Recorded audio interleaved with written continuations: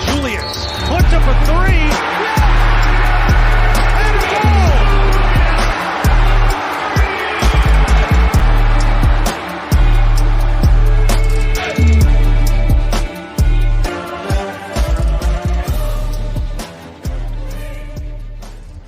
It's time for Bearcat Blitz on the Believe Network. How we doing, everybody? A big week, a big couple days since our last show in the world of Cincinnati Bearcats athletics. I'm your host, Russ Heltman, joined by my co-host, Neil Meyer. You can catch us on Bearcats Talk, now still allbearcats.com, and you can find Neil Meyer at the Front Office News as well.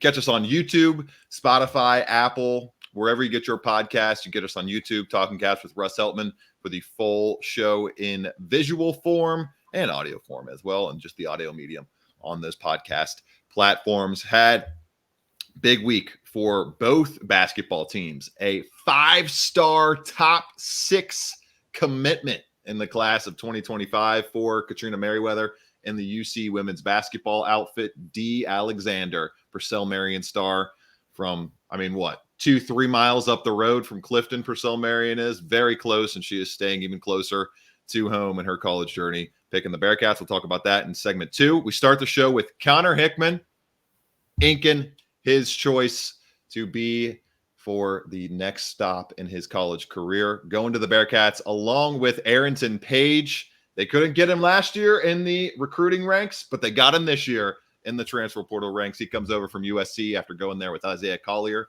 playing there in 23-24. He will be a part of the big man rotation at UC in 24-25. And then the portal is open again in football. We touch on that to close the show. UC continues to just have close to zero luck in terms of creating star talents out of 4-star players. We'll touch on that and get to maybe some of the guys that have entered the portal in this cycle out of the UC football outfit. We'll get to some offers that are popping up from the program next week, because there's just too much to talk about, Neil, as I get ready to tell everybody about Bet Online. Bet Online are great partners, and we love talking about them every single week. And we got the spring sports calendar starting to wind down. Number one spot to get all your summer sports, though, is Bet Online. MLB, golf, NBA, NHL playoff stats housed there, along with news and scores available to follow your favorite teams. Get the latest odds and lines, including the latest team matchups, player props, and odds on just about every sport out there. Head to the website today or use your mobile device to get in on the action. Bet Online, where the game starts. Neil, let's touch on these 2 big basketball transfers. Neil, that leave Cincinnati with just 1 scholarship spot remaining, a scholarship spot, I would imagine, unless they can figure out some coup, so to speak, with a great talent, it will go to a more reserve type of big man option, I would expect, maybe a backup wing maybe. But Connor Hickman, Arrinten Page, the 2 premier talents, the 2 headlining talents that have been brought in from the transfer portal so far. And Neil, I think this is a roster with the addition of Tyler McKinley, the addition of Tyler Betsy, the addition as well of Rayvon Griffith coming off a redshirt freshman season, him confirming his return over the weekend and over the past few days. This should be a top 20 outfit throughout the entirety of the college basketball slate in 24-25. I think they're that talented. Yeah, I'm right there with you, Russ. I really am. And you look at what Wes Miller has done this past offseason, look down at the additions of Connor Hickman, Arrinten Page, bring in Tyler McKinley and Tyler Betsy. This is probably as loaded as a roster Cincinnati has seen in a long time. Yeah. A long time. Connor Hickman finished his junior season at Bradley, averaging 14 points per game, 40% from behind the arc. That's the kind of player that they were looking to add. 6'3". He had very great success at the mid-major level. It's going to be really interesting to see what kind of role he has heading into his first season at the Power 5 level. But overall, he gets to reconnect with Drew Adams. That was a big connection into why he came to Cincinnati. Obviously, Drew Adams was a key reason why he went to Bradley in the first place. Now he has the opportunity to come to Cincinnati. And for those who don't know, he visited Indiana on Sunday, Cincinnati on Monday. He didn't even get through his visit, from what we were told, and before committing to Cincinnati. So if that says anything to what Wes Miller and the staff are doing, it's it's pretty incredible with what they're building here. And then you land a guy in Arrinten Page, who they were very high on coming out of high school. And everybody knew they were recruiting Isaiah Collier and Arrinten Page, both top 100 prospects. Isaiah Collier is projected to be a lottery pick now. Arrinten Page didn't have the best of seasons at USC. And I know that's drawing a lot of question marks due to the stats, but guys, he's coming into a role at Cincinnati where he can make an immediate impact and play to his true abilities. 6'11", he was 6'9" coming out of high school, so he grew a little bit, grew 2 inches, but it's a well-needed point of position right there at the power forward spot. So I think Arrinten Page is bound to have a big role alongside of Aziz Bandago. And overall, Russ, as you talked about, Dan Skilling's return. You get the first full season of Rayvon Griffiths, Simas Lukosius. There's a lot to be excited for. Jizzle James announced his return. Yep. Guys, we're talking maybe a top 20 team throughout the whole season, but they're definitely going to be top 25 preseason votes. But this is a team that they could climb their way up to top 15 at one point throughout the season with how loaded this roster actually is. Very exciting times to be a Cincinnati Bearcats fan. The movement continues to move to a new level each and every offseason, each and every season. Now, the level that everybody wants to see, that NCAA tournament berth, yet to happen. But with this amount of talent, I mean, it would be a massive, massive disappointment for this squad to not make the NCAA tournament, which way too early bracket projections from Joe Lunardi. He came out with one a couple days ago, had them as a 6 seed projected, and that was before they got Arrinten Page, I believe. He did that right after they got Connor Hickman. So I think 6 seed is the low bar to meet for this roster right now. I think the high bar to meet is maybe a 3 or 4 seed. They could be that good. They could be that consistent, and they have the schedule and the competition in the Big 12 to prove themselves at that level. You talk about Hickman, fantastic shooter, 5.9 attempts per game. You got Neil have 3 guys that can shoot 4 to 6 attempts per game from deep at 40+% in CJ Frederick, Connor Hickman, and Simas Lukosius. You could argue that Cincinnati going into next year has a top 10, maybe top 5 scoring, shooting backcourt in the entire nation, just based off efficiency with what these guys are bringing, especially if they're able to rely on CJ Frederick for consistent time next year. Who knows what happens there? We hopefully will see CJ Frederick for the entire year.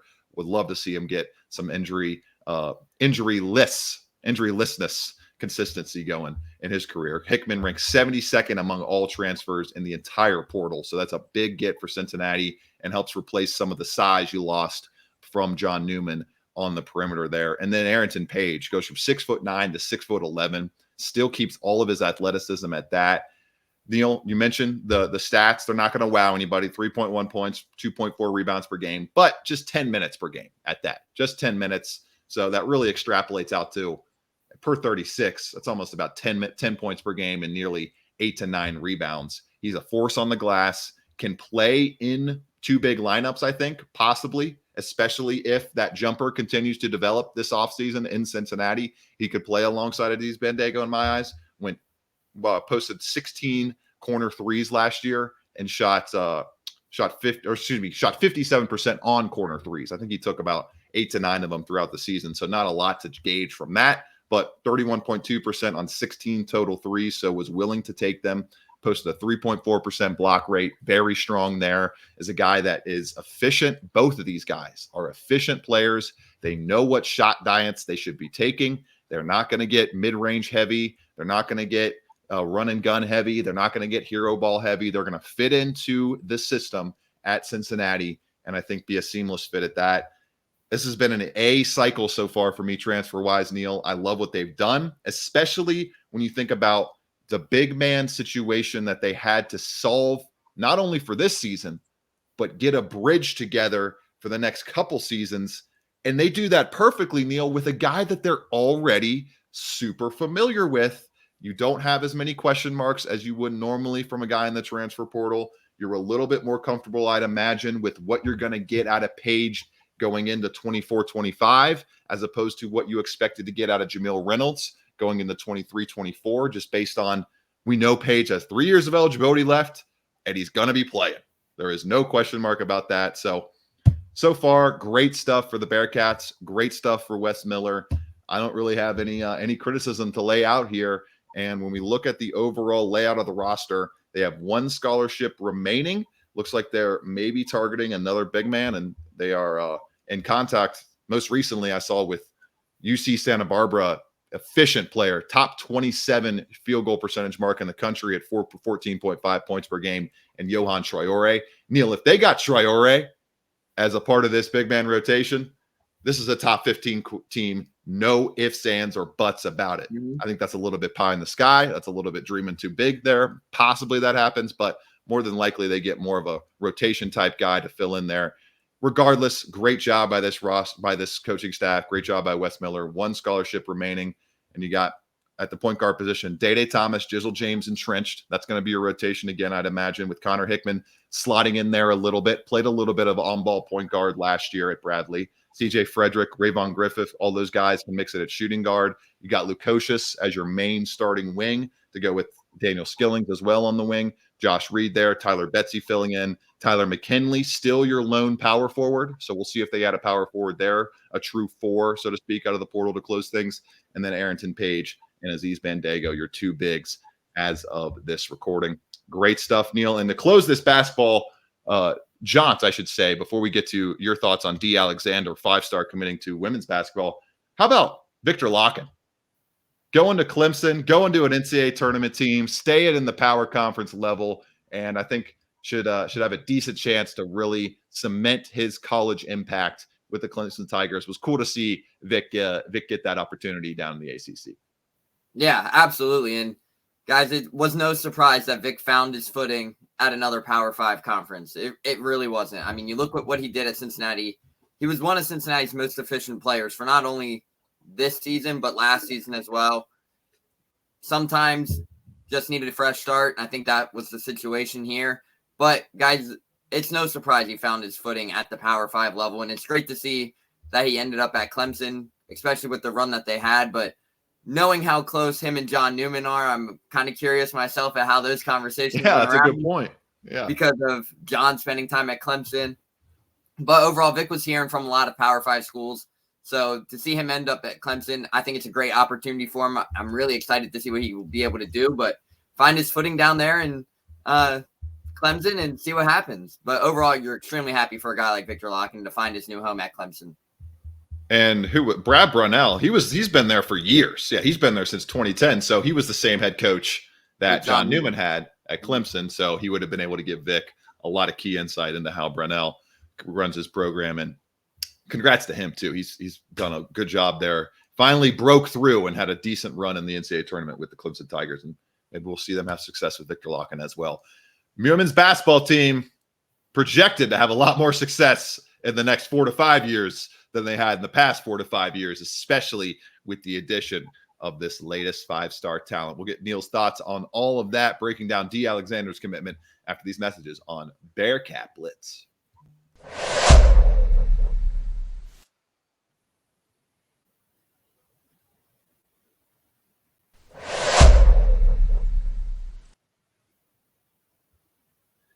Big day, Neil, for Katrina Merriweather and the UC women's basketball program on Wednesday. Arguably the biggest recruiting day in the history of the program. And you could argue, Neil, the biggest recruiting day for any sport in UC athletics this century.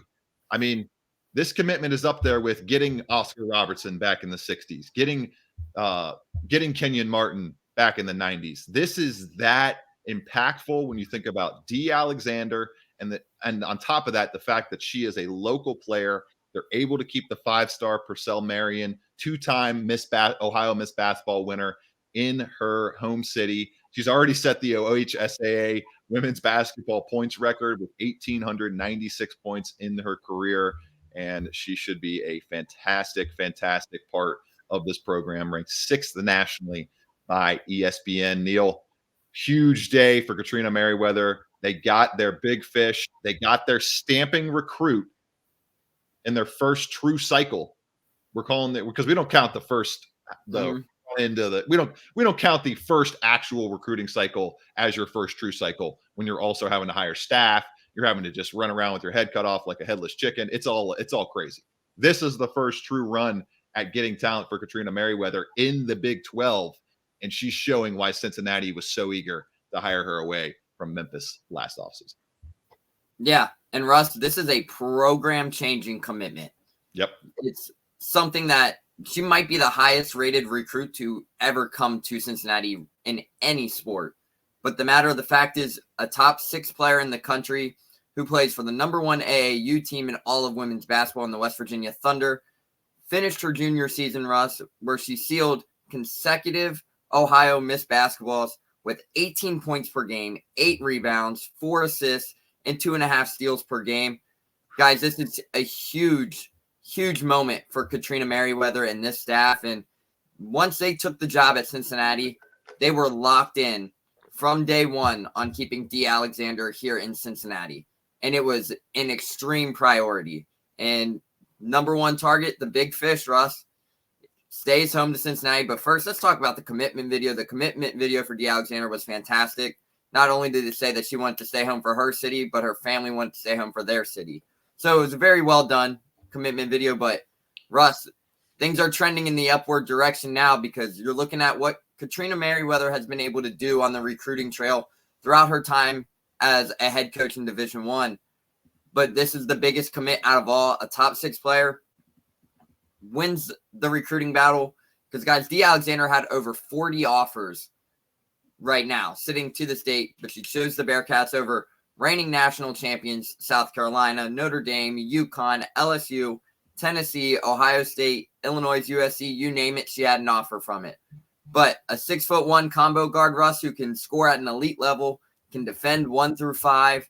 I mean, what better kind of player do you want right there? And she's not only a great player on the court, but she's an honor student off the court, very involved in her community. And overall, I mean, Russ, it's program changing, because right now you land a top 6 commit. Just wait till what kind of players would want to come and play alongside Dee Alexander, because there's going to be a lot coming, especially when you build it. If you build it, Neil, they follow. You land the first big commit, the first 5-star, might be plenty more top players in the country wanting to follow suit and really consider Cincinnati. And I mean, also Katrina Merriweather, first season, she leads the women's program to an NIT, goes 14-18, tremendous steps from where they were a season ago. And now you'll have the opportunity to build off that. You have a lot of key returners. Jillian Hayes announced that she's returning for this season. Huge. It's going to be a very exciting time up there in Clifton, Russ, and the future is very bright for what Katrina Merriweather and this staff is doing. And if you're Cincinnati fans, I think you should go ahead and lock in on some women's basketball season tickets, to say the least. Yeah, they are definitely going to be able – this might be the lowest bar those are set at for the next decade, for the rest of the Katrina Merriweather era. So get them while they're low right now, because the popularity around this program should continue to spark up, especially if what Neil theorized right there, I think correctly theorized, if you build it, if you get that first 5-star, not necessarily going to be stacking a full starting 5 of 5 stars in 2025 and beyond. We're not saying that, but a couple of 4 stars, a couple of higher ranked players that are going to you than maybe would have gone to you. In the transfer portal, you get a couple more looks than you used to, because you have this kind of talent. So it's a really huge day, huge week for the women's basketball program, and really cool to see them get their just due from an amazing talent at that. Dee Alexander trying to continue and stamp a legacy in the city of Cincinnati. We are seeing who the Bearcats are stamping in the portal in terms of targets. Next week, we're going to do that. This week, we're going to take a look at some guys that have entered on the Cincinnati Bearcats side. We'll get that list from Neil, and we'll look at just overall the 24/7 sports era. There have been 18 4-star recruits, composite 4-star recruits, that Cincinnati has landed a commitment from. Why has only one worked out? We'll talk about that after the break.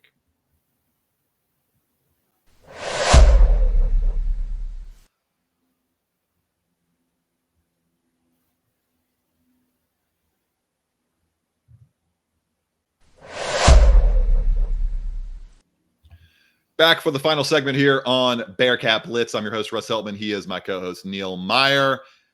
Big week for Cincinnati hoops and a big week as well for Cincinnati football. Coming off the spring game, obviously spring games all over the place, wrapping up, the spring sessions all around the country wrapping up, and the portal opening again as Cincinnati has seen the likes of Trevor Carter enter. We've had also a Raquan Atkins entrance, a 3-star there, a 4-star in Raquan Atkins, who ended up staying in the class of 2023 despite the exit of Luke Fickell. And overall, Neil, a couple more exits at that. Overall, what are we seeing and what do we have in terms of guys that have entered the portal this cycle as of today? Dorian Jones, I think, was a breaking news right before we started recording entrance as well. What has there been, like 6 or 7 guys that have entered the portal so far? Yeah. So about 6 or 7 guys, but obviously I think Raquan Atkins was a big entry because obviously we saw the kind of role he had last season. He had a lot of potential. He saw 4 games of action, so they prevented the red shirt. And when he was out there, guys, he was making plays. He was showing why he was one of those true talented top players in the 2023 recruiting class. You see him go into the portal. Trevor Carter, a former 4-star, goes into the portal mid-spring game. Then you see Tristan O'Brien, the long snapper.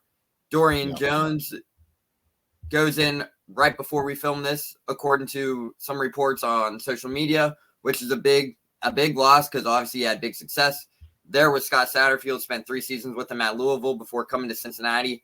Finished with 56 tackles a season ago, so was a key voice in the linebacker room. But overall, still some big entries, but as we know, meetings had just taken place to start this week from what Scott Satterfield told us after the spring game. So things are still trying to kind of unfold. Might be a couple more entries. We aren't 100% sure, but guys, it's spring ball. The portal, the second window of the portal is open. So we all know how this goes. Many teams and players around the country will be entering that. So it's going to be an interesting site to keep an eye on. That's for sure, Russ. Oh, yeah. And I think, did you mention Derek Shepard? He entered the portal as well. Was a big one as well. Yeah, former class of 4-star. 2022. 4-star recruit back in 2022. 16th ranked commit all time since 2002. Jaden Davis enters the portal as well. He was entering his redshirt freshman season. And that one was surprising because he had a really good spring ball too, Russ. And I think both you and I can agree on that one. He had a really good spring ball. Yeah. Really showcased his abilities. So that one was the one that kind of caught me by surprise a little bit.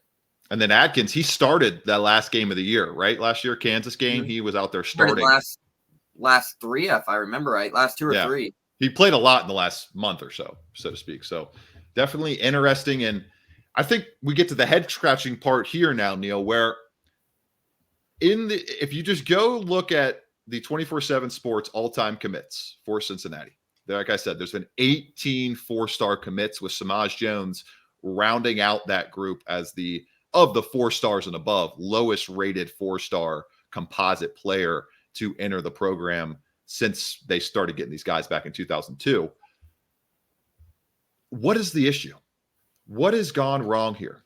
Why can they not develop any of these 4-star talents to be cemented great players for Cincinnati football? The only one, Neil, the only 4-star player that has started and finished his career at the University of Cincinnati is Leonard Taylor.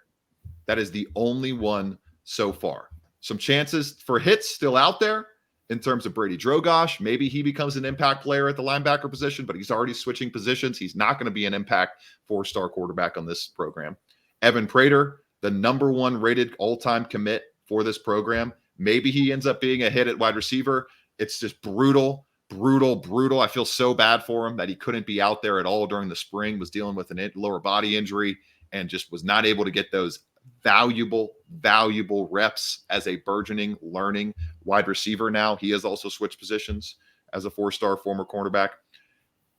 I don't know what the issue is, Neil. I don't know why not only this isn't a Scott Satterfield problem, obviously. He's only been here for 1 year, but ever since 2002, since the start of the 24/7 Sports era, through Butch Jones, through Brian Kelly, through Luke Fickell, not once, one time, Luke Fickell era, Leonard Taylor, have they been able to develop a 4-star talent into an impact star player on the team. It's It's very head scratching, and it's an issue that has to get fixed in the Big 12. You can develop the low 3 stars, mid 3 stars into great impact players in the AAC. That can happen, but you are never winning the Big 12 only having 3-star players develop and hit. You're never going to do it. You are just never going to do it. It's not going to happen. You're going to have a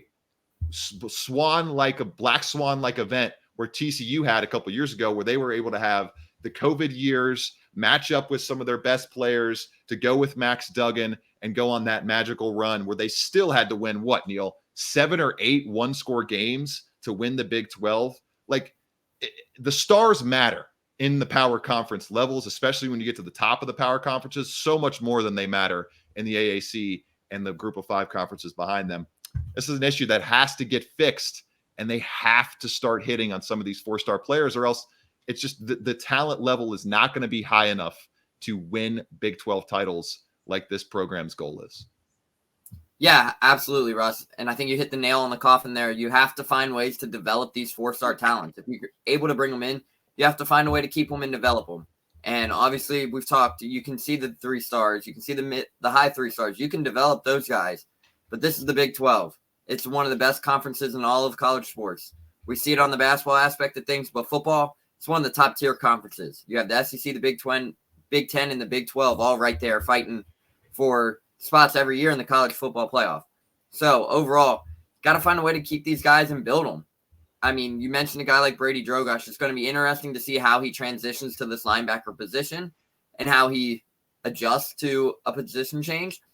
And then also just finding a way to keep this talent. If you're able to land a 4-star, you got to find a way to keep them, develop them, and get them onto the field as much as possible. Develop them, because if you develop them, they'll stay. Right. And if you can develop them quickly, and you're going to need to develop them quickly in the Big 12, especially if they're an offensive lineman, defensive lineman. Because, Russ, I mean, you look at some of the offensive lines that we saw last year, look how big some of those guys were compared to what Cincinnati was making that transition with from the AAC to the Big 12. Obviously, they returned an offensive line. They yoked up a little bit in the weight room with Coach Palazetti. But still, you can see the different kind of players that Big 12 programs are going after. Bigger, big body, big frame kind of guys. That's going to be the kind of guys that Cincinnati is going to be targeting, is finding a way to keep those big 4 stars, high 3 stars, 4 stars, get them onto the field as much as possible. So it's going to be interesting to see if Scott Satterfield will be able to develop them in going forward. But overall, going back to 2002, Russ, just one 4-star pans out, and that was Lenny Taylor. And I mean, we saw the kind of career he had. It was a great one, but they got to find a way to be able to develop those 4 stars if they're able to keep them and get them to Cincinnati. And, another guy that I think you can count in some arguments is Jaheim Thomas. He was an impact player, was a star player, had a big impact across those final few years of Luke Fickell, but did not finish his career with the program. So it's hard for me to fully count that because – And he led the SEC in tackles last season, if I remember correctly. And he's going to probably be a premier player in the Big Ten this year. So you're missing 2 premier producing seasons out of a player that you spent all that time recruiting. It's very tough. And now all eyes are on Daniel James, Neil, the lone composite 4-star in this class. Can they figure out a way to make him the next premier cornerback at the University of Cincinnati? Can they tap into that skill? We're going to find out over the next few years. For Neil Meyer, I'm Russ Heltman. Jam-packed show today. Hope everybody enjoyed it. This has been Bearcat Blitz, presented by Bet Online. This is the second. 15 seconds left. Shot clock off. 4-point game. DeJulius puts up a 3. And a goal! 3 seconds left.